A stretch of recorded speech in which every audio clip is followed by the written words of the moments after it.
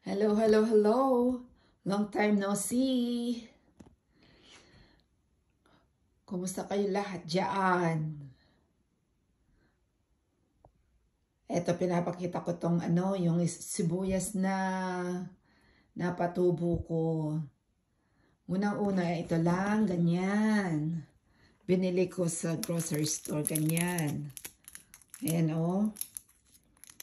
Kasi hindi pa pwedeng magtanim sa labas.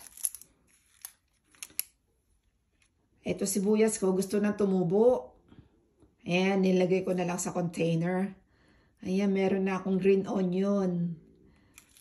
Container with water and paper. Nag-uugat na nga eh. Gusto nang magtubo sa labas, pero hindi pa pwede. Ayan o, may ugat na siya. May green onion na ako. Tapos, eto, may tinubo ako sa paso. Dami. Sa paso ko na lang nilagay kasi hindi pwede sa labas. Sa garden, hindi pwede. Masyadong malamig.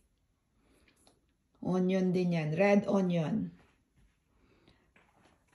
Tsaka itong bawang. Nakapagpatubo rin ako ng bawang. Ayan, oh.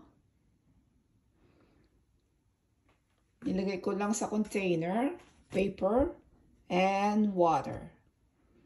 Ayan. Meron na rin akong garlic leaf. Dami, oh. Kaya lang, yung buong bahay, amoy garlic lahat. Yung simoy ng hangin, amoy garlic. Pero okay, nakakatuwang tignan. Ayan, oh.